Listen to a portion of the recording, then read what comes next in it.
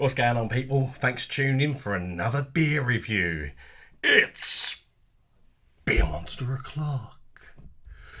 And for this one, I'll be reviewing a craft beer that I picked up from Sainsburys and 4 for 3 deal. I'm not a massive craft beer geek or nothing like that. I just like trying them every now and again. And I only buy them at the supermarket because I don't ever really try to get too much into them because they're too bloody expensive for me. Just being honest. This one was £3.50 a tin. And I only got it because it was in the 4 for 3 deal, to be honest, and I've not tried it. And yeah, I just thought I'd give it a go. Don't really particularly like the look of the can, if I'm honest. It's got a load of people on there, various different races and all that. It's called, or it's by Northern Monk. I'm not too sure what it's called because at the top it says Faith in Futures, as you can see. At the bottom it says, what is it?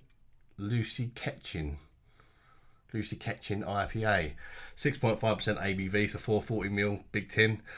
There's a load of spiel on the back saying to do with every time you buy this beer, they're giving some money to charity or some bullshit like that. Probably about 5p for every can or something. No doubt that extra cost gets put onto us, and it'd probably be £3 a can, and they weren't doing that. So yeah, I didn't buy it for anything to do with all that old crap, to be honest with you. I just fancy giving it a go. Let's crack her open and chuck her in the glass. Let me know if you tried this one, guys, from Sainsburys. Do you think it's worth a buy? Did you enjoy it? And Northern Monk are so hit and miss lately, aren't they? Hopefully a bit of hit anyway. There we go. It looks like a glass of fizzy orange juice. I say some people would call that golden. For me, it looks orange. It looks like a glass of orange juice. White head, nice sort of compact, creamy looking bubbles on the head. You know, it does look like quite a decent beer, this one.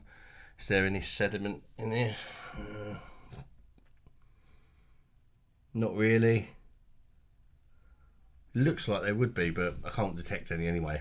Let's get the nose in there and check out the aromas of this Northern Monk beer. Let me just move the camera down a bit. There we go, that's better. It smells like a nice tropical fruit blend, actually. It actually does smell very nice. Nice fresh tropical fruits. Main sort of standout one from the pack would be mango. Some orange, pineapple, bit of a stone fruit as well, like a apricot or a peach or something in there. It does smell really nice, really juicy, really summery, which it's not. It's bloody -2 out there tonight, so oh well, it's going down the hatch anyway.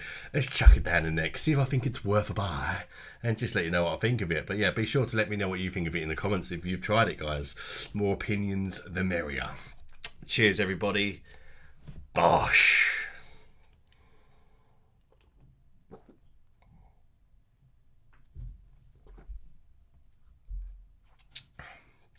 Oh.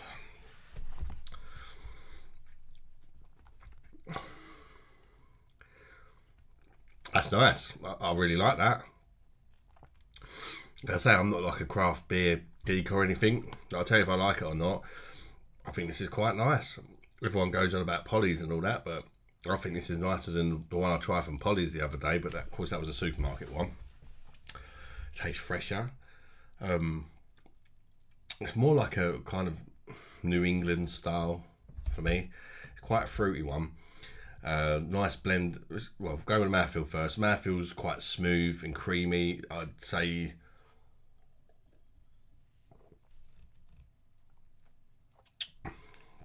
it's got a nice body, like definitely at least medium. Gentle feel to the carbonation. It's like you can tell it's quite well carbonated, but it feels nice and gentle and smooth. Yes, it's not too bad. I prefer more of a sort of bitterness than what I'm getting from this. You can't have it all though, can you? But it's pleasant enough. Getting quite a big hit of mango on this one, and them tropical fruits. There's little bits of other tropical fruits as well, which I can't really pick out. It's more of a blend, but definitely the mango is like the main daddy of the tropical fruit, so to speak.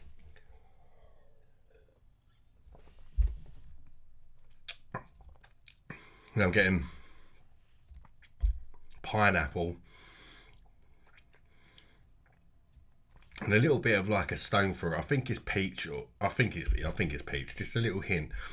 And then as you can sort of go through the tasting process and you're getting towards the back end, it becomes citrusy. Not like massively citrusy, but you know, it's definitely some citrus, like a bit of grapefruit and some sort of zest of lime or something like that. Yeah, it's pretty nice. 6.5% ABV in it. Does it say 6.5%?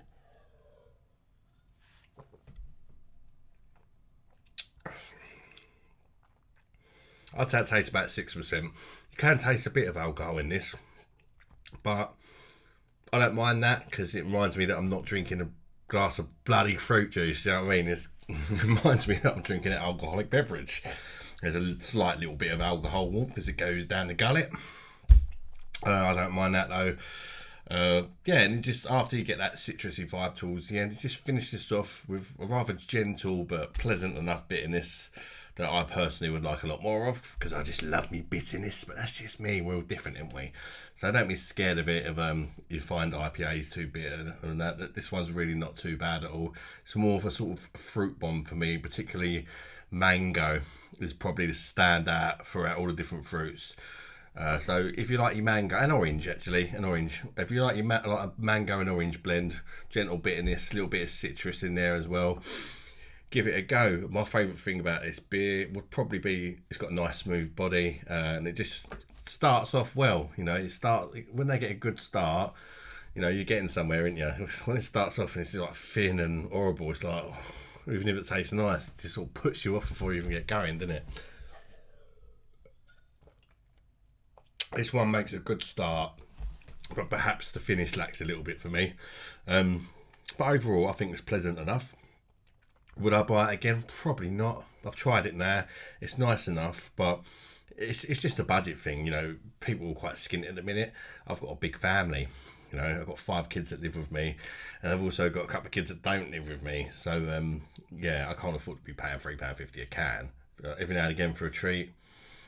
Probably better ones I'd pick over this, but yeah, it's pleasant enough. It's pleasant enough, and if you've got the money and you're used to like spending loads of money on craft beer and that, give it a go.